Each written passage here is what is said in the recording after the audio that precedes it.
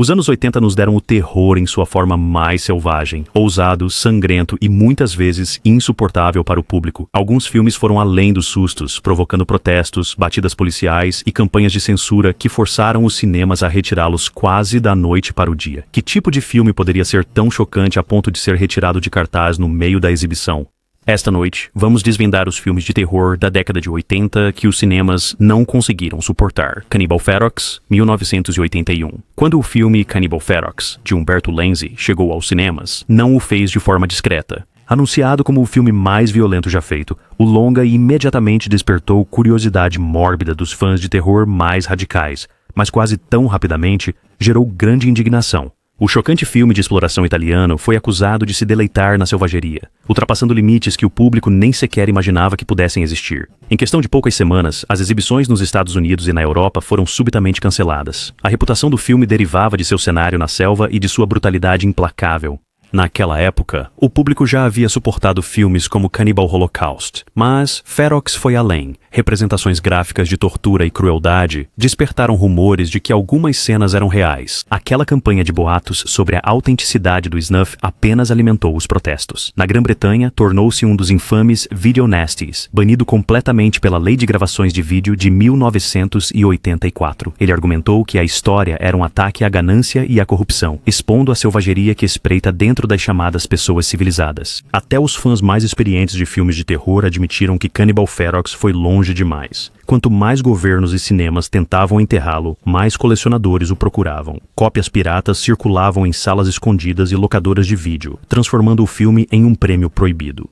A sua notoriedade superou em muito o seu valor artístico, servindo como um exemplo claro de como os excessos mais sombrios do gênero de terror podem provocar um medo que transcende o próprio ecrã. Retirado dos cinemas e veementemente condenado pela crítica, permanece a prova inegável de que quando o terror vai longe demais, a sociedade inevitavelmente reage. The Evil Dead, 1981. Hoje, Uma Noite Alucinante, de Sam Raimi, pode ser uma obra-prima cult, mas sua exibição inicial nos cinemas não foi nada tranquila. Em 1981, o público não estava preparado para sua carnificina implacável e terror demoníaco, enquanto alguns críticos se maravilhavam com a inventividade da câmera de Raimi e a intensidade crua de Bruce Campbell, os censores locais o consideravam perigoso. Em cidades do Surrey e da Europa, as exibições foram abruptamente interrompidas após queixas da comunidade.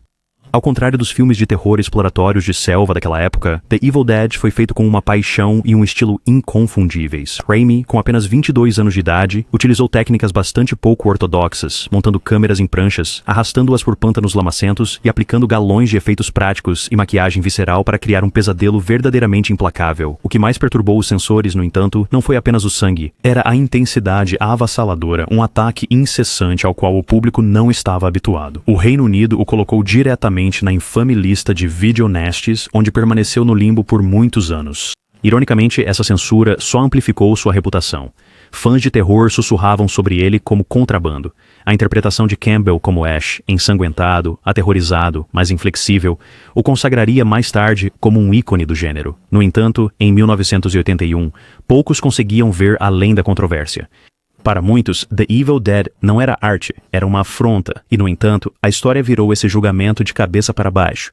Uma vez retirado das salas de cinema por ser considerado extremo demais, o filme agora se posiciona orgulhosamente no cânone da inovação do terror. Ele provou que até mesmo a menor das produções, se impulsionada por uma visão clara e destemor, pode aterrorizar o mundo. Night of the Creeps, 1986. O filme Night of the Creeps, de Fred Decker, deveria ter se tornado um sucesso estrondoso.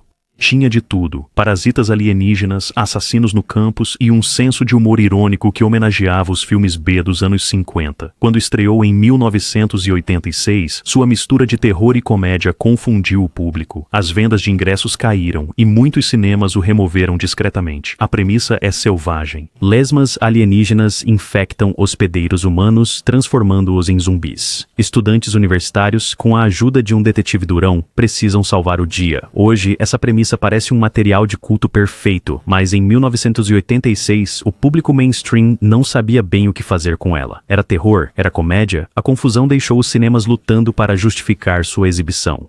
Somando-se à sua jornada turbulenta, havia censores incomodados com sua violência gráfica. Embora brando para os padrões atuais, seu horror corporal parasitário perturbou espectadores mais conservadores. Nos bastidores, Decker dedicou-se de corpo e alma ao projeto, preenchendo-o com referências afetuosas ao horror clássico. Membros do elenco, como Tom Atkins, entregaram atuações memoráveis, mas o marketing foi confuso e o filme ficou à deriva. Por muitos anos, Night of the Creeps parecia condenado ao esquecimento, mas as fitas VHS mantiveram a chama acesa. Fãs o compartilhavam, citando sua agora lendária frase, "Arrepie-me". Embora os cinemas o retirassem prematuramente, Night of the Creeps resistiu, provando que alguns filmes estão simplesmente à frente de seu tempo. Sua ressurreição como um amado clássico cult é um lembrete de que até os rejeitados do cinema podem encontrar a imortalidade. Dead and Buried, 1981. À primeira vista, Dead and Buried parecia um mistério de horror atmosférico numa pequena cidade. No Reino Unido, foi classificado como um video nasty, levando a proibições e retiradas dos cinemas. A história segue uma cidade costeira, onde cadáveres reaparecem misteriosamente, aparentemente vivos. O que começa como um thriller tranquilo, escala para um pesadelo horripilante, ancorado por uma das sequências de autópsia mais chocantes da década. Muitos cinemas, principalmente em áreas mais conservadoras, recusaram-se a finalizar as sessões agendadas. Ironicamente, foi justamente essa maestria que condenou a vida cinematográfica do filme. Em vez de admirar a sua arte, o público e os censores se retraíram. Nos bastidores, Sherman queria combinar mistério gótico com horror moderno, mas sua visão foi ofuscada pelo escândalo. Até mesmo o marketing, que o promovia como um novo e aterrorizante tipo de horror, saiu pela culatra, e batidas policiais em videolocadoras no Reino Unido o transformaram em contrabando. Com o tempo, Dead and Buried foi redescoberto por fãs de terror que reconheceram sua arte.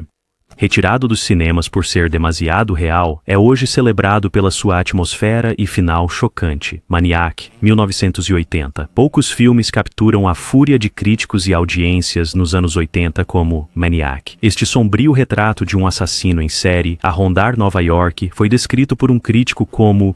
E muitas cadeias de cinema recusaram-se a exibi-lo por completo. Onde quer que fosse exibido, os cinemas frequentemente o retiravam de cartaz em poucos dias. Um homem solitário, levado a assassinar mulheres de uma forma brutal e chocante. A narrativa não se focava tanto em sustos sobrenaturais, mas sim num horror psicológico cru e perturbador. O que realmente perturbava o público não era apenas a violência explícita, mas sim a intimidade assustadora de tudo aquilo.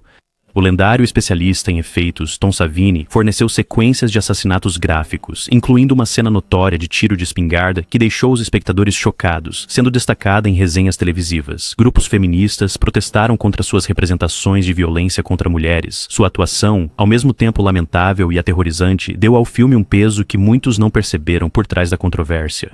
Lustig, mais tarde, admitiu que o filme deveria ser um estudo de personagem, e não apenas um festival de gore, mas a opinião pública abafou a nuance. Embora tenha sido retirado dos cinemas, Maniac encontrou uma segunda vida em exibições da meia-noite e aluguéis de VHS. Com o tempo, foi reconhecido como um horror urbano arrepiante, refletindo os medos de uma Nova York em decadência. Maniac provou que o horror não precisa do sobrenatural para aterrorizar. Às vezes, a realidade é o que as pessoas acham insuportável de assistir. O filme O Além, de 1981, O Além, de Lúcio Fulci, nunca foi feito para audiências descompromissadas. Ele mergulhou os espectadores num pesadelo de terror surreal, onde a lógica desabou e o horror reinou. O outro lado. L'Au-delà enfrentou censura brutal em todo o mundo, e nos muitos cinemas o retiraram depois que plateias perplexas e críticos indignados protestaram contra sua violência implacável. Situado em um hotel amaldiçoado na Louisiana, construído sobre um dos 7 portões do inferno, a história se desenrola como uma cascata de visões grotescas, aranhas comedoras de carne, rostos derretendo, ressurreições profanas. A intenção de Fulci não era contar uma história coerente, mas sim assaltar os sentidos. Essa abordagem deixou os espectadores perplexos em 1981. Alguns o descartaram como um lixo incoerente, outros ficaram horrorizados pela sua audácia descarada. Os efeitos especiais do filme se tornaram a principal razão para as proibições. Nem mesmo versões editadas conseguiam satisfazer os censores que acreditavam que sua atmosfera era sádica. Na Grã-Bretanha, foi rotulado como video nasty e retirado das prateleiras. Atrás da câmera, Fulci defendeu sua visão, chamando o horror de... Ele acreditava que o irracional era mais assustador que a lógica. Com o tempo, The Beyond desenvolveu um culto de seguidores, especialmente entre os fãs que viam suas imagens de pesadelo como pura arte cinematográfica. O que antes foi retirado dos cinemas por ser insuportável, agora é aclamado como um dos maiores filmes de terror italianos já feitos. O Além nos ensina que, às vezes, as mesmas qualidades que fazem um filme ser retirado são as que mais tarde garantem sua imortalidade. Possessão, 1981. No topo da nossa lista está Possessão, de Andrzej Żuławski, um filme tão perturbador, tão psicológica e visualmente implacável, O mundo inteiro o tirou de cartaz em poucos dias. Lançado em 1981, esta produção franco-polonesa, estrelada por Isabelle Adjani e Sam Neill, mascarava-se como uma história de crise conjugal. O que se tornou foi um dos filmes de terror mais perturbadores da década, misturando drama de divórcio, alegoria política e horror corporal de pesadelo. No papel, era a história de Anna e Mark, um casal se desfazendo em Berlim Ocidental. Mas à medida que o filme se desenrolava, o público via Adjani mergulhar numa completa histeria. Espalharam-se rumores de desmaios e vômitos nos cinemas. Vários distribuidores, sobrecarregados pelas reclamações, o retiraram das telas. O misterioso caso de Anna com uma criatura inumana, criada pelo mestre de efeitos Carlo Rambaldi, levou o filme a um território grotesco, mesclando erotismo, desespero e monstruosidade. Muitos censores não souberam como lidar com aquilo, ou seria loucura. Na Grã-Bretanha, Possession foi parar na infame lista de Video Nasties. O próprio Zulawski ficou consternado. A atuação de Adjani é hoje considerada uma das maiores da história do terror, selvagem, assustadora e comovente. As mesmas cenas que antes a fizeram ser banida são hoje estudadas em escolas de cinema. O filme, retirado dos cinemas por ser considerado demasiado perturbador, Possession, demonstra que, por vezes, as obras cinematográficas que mais nos atingem profundamente são aquelas que permanecem mais tempo em nossa memória. Não é um terror que busca o escapismo, mas sim um confronto direto com o amor, a perda e a loucura.